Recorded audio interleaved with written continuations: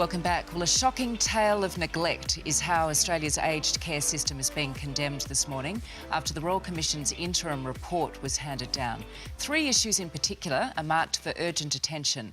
They are more funding for high-need in-home care recipients, dealing with the use of chemical restraints and removing 6,000 young disabled people from nursing homes. For more, we are joined by 2GB and 4BC's Ben Fordham and Stella Magazine's Sarah Lamarquin. Morning. Welcome to you both. Ben, this is an absolutely brutal critique of our aged care system. The cruelty and the neglect is being experienced right around the country.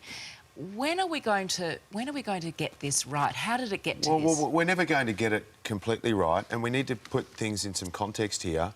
There are a vast majority of people who go into aged care facilities who are looked after by loving, caring people who do an amazing job. Do you reckon it is vast for our majority? loved ones. Absolutely, it is a vast majority. I'm not so sure about that. And I think a lot of them would be waking up this morning hearing this and saying, well, it's not all of us. You know, and I had yesterday, while this came up on radio, lots of really positive experiences of people saying, well, look, I've had... And someone said to me, look, the first thing you should do is make sure you go in there with your loved one and have a look around and smell the joint, because that can be a bit of a giveaway straight away. There are bad eggs, there are some bad examples. I think we're going to end up in a scenario where you need to have cameras in rooms as a way of saying, when you do have that person who's an evil person who wants to mistreat an elderly person, you can't get away with it because there's a camera in every room. Well, as you know, plenty of people are voluntarily putting cameras in rooms already because they're so concerned about elderly relatives. Sarah, the Federal Aged Care Minister has come out saying he was shocked by the extent of the issues. Those at the coalface aren't shocked. They say that this has been happening for years. They also say that there have been a number of inquiries and reports over the last 2 decades and no reform is being implemented. Nothing is happening. Look, you know, I'd like to share your optimism, Ben, but I think even if it's a minority, the stories that are coming out are so harrowing, and it's just so depressing that we as a society are failing our most vulnerable citizens. Whether it's abuse or neglect, it sounds to me like these problems are really deeply entrenched systemic problems, and it's going to take a massive overhaul, a lot of money. There's got to be will to change. Like I say, I just think it's such a sad indictment on all of us that it's come to this. And I guess even if it's only a handful of cases, it is still totally still not unacceptable. good enough. All right, we are going to turn to something a little lighter now because it is Friday, and we're talking about parents who overshare images of their children on social media. Now, they've been accused of infringing on their boundaries. They've even been slapped with a nickname. They're called sharenters. Sarah, it is... You've got a sharenter sitting on the couch here. We'll get to a sharenter on the couch in a second, but...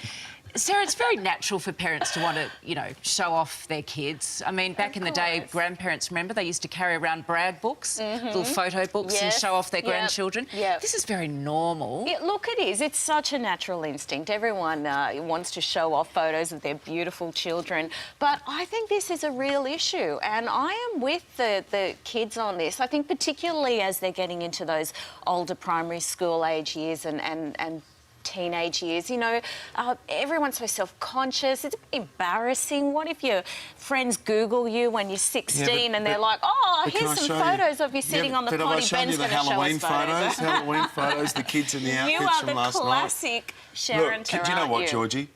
There were generations of young people who grew up in the Great Depression. There was no food to eat.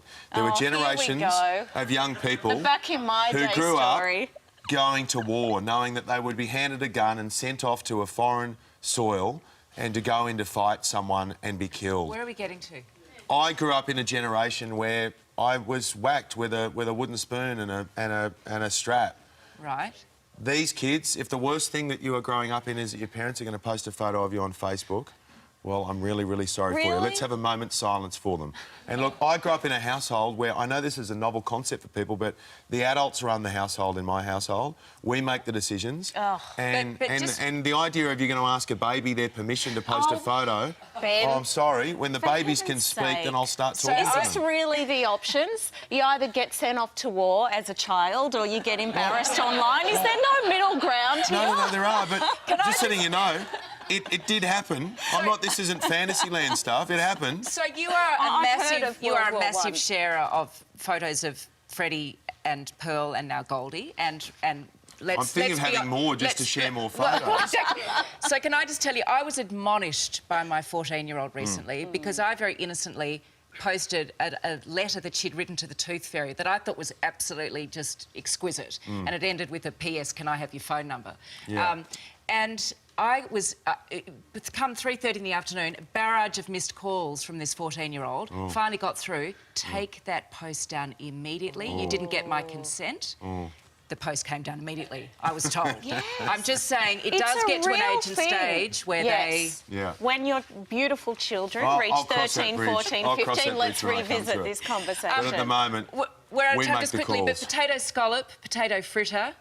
Who cares? It's Scallop. battered fried potato.